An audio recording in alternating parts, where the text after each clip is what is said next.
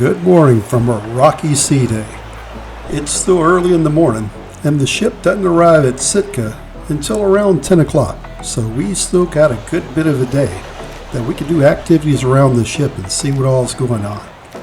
And the ship, like I say, is rocking, and you can tell that by walking around. You'll knock into the walls a good bit, and you'll also see people a little queasy walking around also. Today's sea day is coming at an opportune time when we need to get off the ship for a little while today and walk around, get our sea legs away from us. But take a look at what all's going on, because we have no plans whenever we get to Sitka. We're just going to wing it again and hopefully find a tour on shore. Looking on the internet, it looks like a lot of tours leave from a bus station that's downtown Sitka, downtown-ish. Sitka doesn't have a big downtown area, but there's a bus stop that you can call downtown, and it looks like tours or tour operators gather all around the bus stop. So that's where that we're going to go to and hopefully pick up a tour there.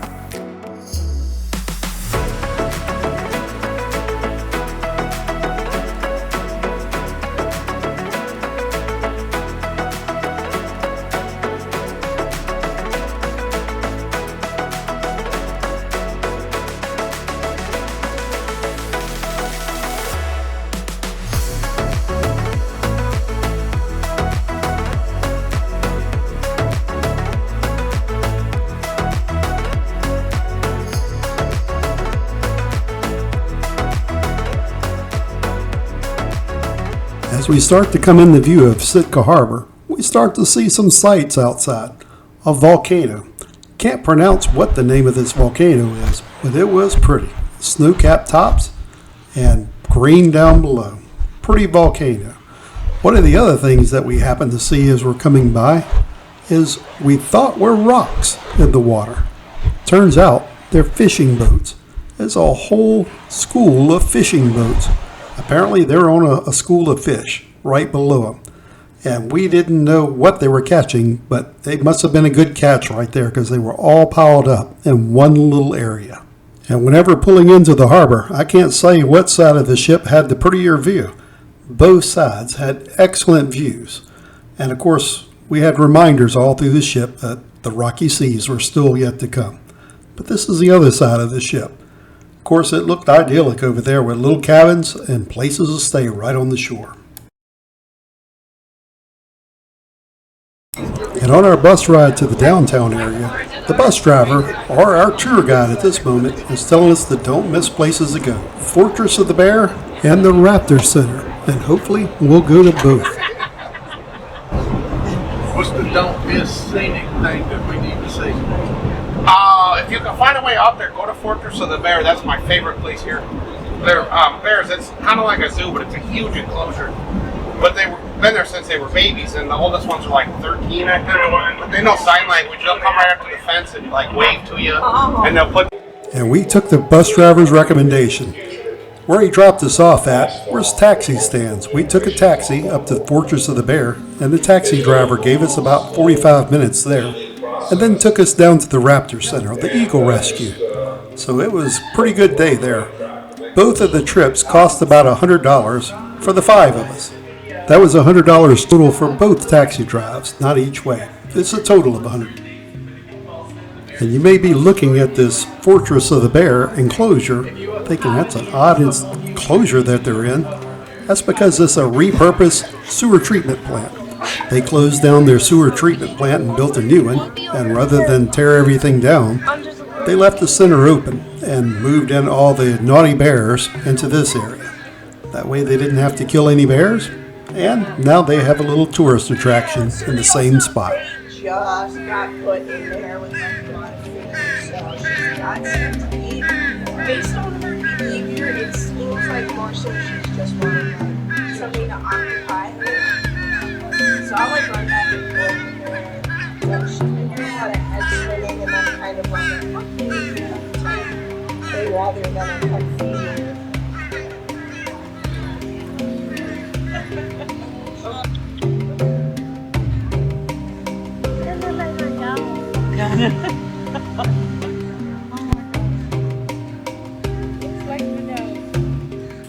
And walking around the enclosures are guides to give you some useful information on the bears. They tell you about how long that they live, what they eat, and all kinds of good information. And then by looking at the bears, you could tell they eat pretty much anything. And while we're there, they were feeding the bears a little lunchtime snack. So they were giving them fruit, whereas green buckets. The blue buckets had fish inside those, so different types of fish. And also in the red buckets was meat, so that's their protein for the day, bone and all. And apparently the bears are masters of looking like they're starving to death. They would come down and stand up on their hind legs and just eye the guides who have the food, hoping that they would throw them down. Or maybe make a little noise and do a little wave, hoping to catch the guide's attention and still get their food. And about 45 minutes at Fortress of the Bear is plenty of time, so off we go to the Raptor Center. And on the way we spot just a random tree with 4 eagles in it. So we aren't at the Raptor Center yet, this is just the precursor. But in the Raptor Center they have animals that they are rehabilitating behind nets, trying to get them good enough so that they can go out on their own again. I'm not sure how many eagles were at the Raptor Center, but there were probably a couple dozen. And you can get within 4 or 5 feet of the eagles. The only thing separating you is this thin little netting.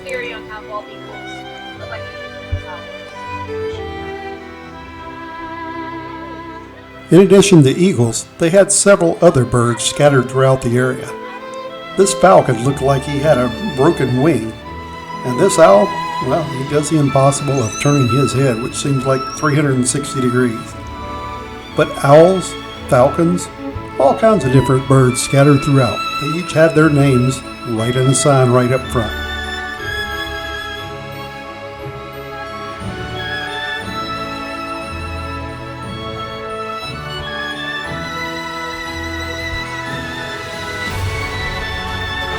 This enclosure had nothing keeping the animals inside. Everything was wide open. If they had the ability to leave, they easily could. But I'm thinking that these had problems with their wings and couldn't fly. We saw one kind of trying to fly around a little bit, but was unsuccessful.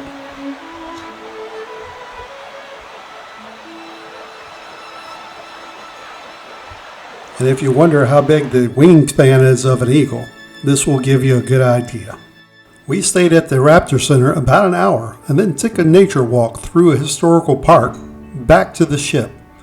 There was maps laid out where that you could take the path, and well, we took a medium path, not the long road, not the short road, and saw all kinds of trees and totem poles. We were hoping to see some wildlife here, but not successful. We didn't see anything. This would have been an awesome sight if the salmon were running right now. This area had a large number of people from the ship. We could tell them easily by the numbered excursion tags that they had on their shirts. So apparently the ships go here a good bit, and pretty much all of the excursions and the pass from this historical park ended up at the Indian Cultural Center, which I'm fixing to show. Here they probably had a half dozen totem poles and a nice little walk back to the ship.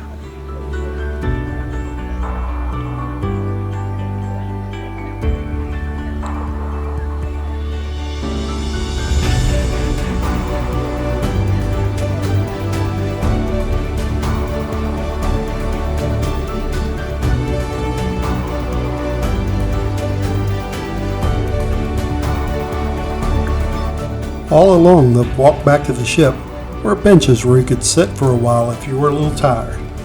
And as always, we have to stop and look at the flowers. Seems like everything was in bloom here.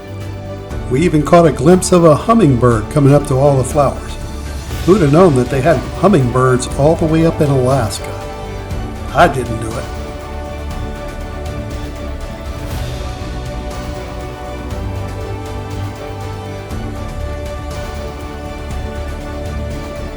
And my brother always has to catch the biggest fish, so I let him act like he caught this big one. And I always have to get something to eat at every port we go into, and this was no exception. But here, it's expensive. So me and Cheryl, we split a burger, and of course I had to get my own beer, Alaskan Amber. And like I said, Sitka has somewhat of a downtown area, and well, this is it. There's one little street that pretty much goes from one side of town to the other that the locals vendors set up on. Had I known that all these vendors were out here, this is where we would have had lunch at. This looks like better food to me than what we had. And of course you see right in front of you, the Russian church. And the line to get back to the ship looked huge. But it's not that long. It took us maybe 10 minutes to go through the line and you're on the bus. And the bus ride is maybe 20 minutes back to the ship. And we are leaving Sitka, ever so slowly turning around, doing a big 180-degree turn out in some open water and going back the opposite way. To give you an idea of how slow that we're turning. So it's going to take a few minutes to do this. And then right back out the same direction that we came. We should be going right out through here. So an excellent day at Sitka, seeing the bears and the raptors. So excellent day. And still looking at the volcano. One of the locals told us a funny story today. On April 1st, April Fool's Day, somebody flew a helicopter with a bunch of tires into the center of the volcano and lit them, just to make the town people think that the volcano was erupting. So it gave them a little scare, but just April Fool's joke. As we're leaving, I caught a couple of views of porpoises. I'll try to show you these porpoises slowed down in a little video, but they are very hard to see. So I doubt anybody will see them but me, and only because I knew exactly where they are. But I put some red arrows to show where that they're at. You'll see right at that area was a porpoise coming up and going right back down. And then, just a few seconds later, another blow. These are just coming up, catching a breath, and going right back down. You can see it, that red arrow. So that was my wildlife viewing from the ocean today. Not much. And the scenery all along this trip was awesome. In case you're wondering what time that we're cruising, this is at the beginning of June is when that we're showing this. And the caps of the mountains are still covered in snow. So I'm not sure when that the snow all melts off, if it all melts off. But it's a good sight all the way. You'll see this same scenery in Norway and down at the tip of South America. If you want, check out those videos that I have and see the scenery from those locations. But Alaska is equally as good.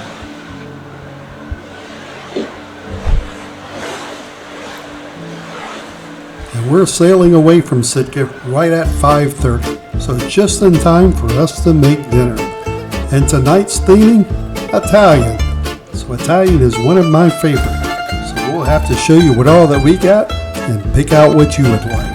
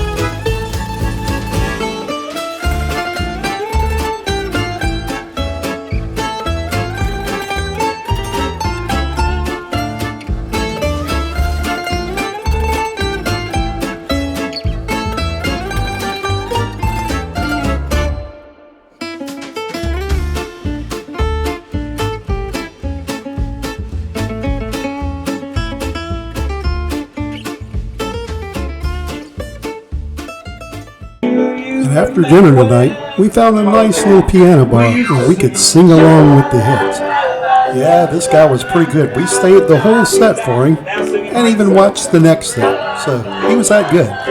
He even has a bunch of groupies sitting right in front of him, helping him celebrate the night. So if you're ever on the Royal Caribbean ships, look him up, or I have his name on Instagram right here.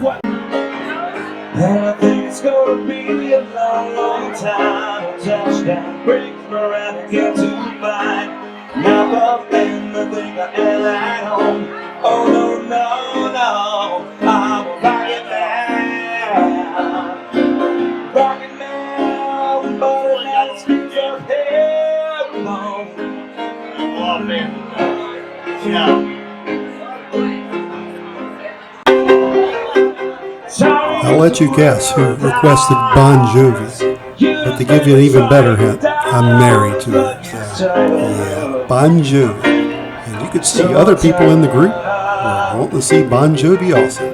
Juneau has $1 a day.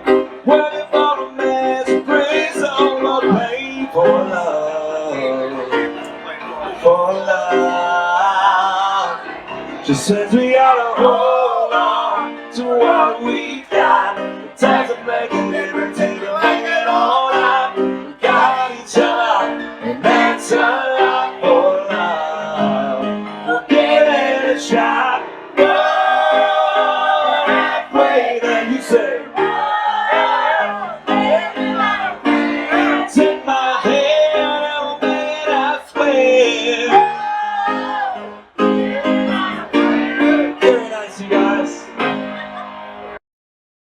And that's going to be our farewell song for tonight, day 3 of our Alaska adventures and Sitka.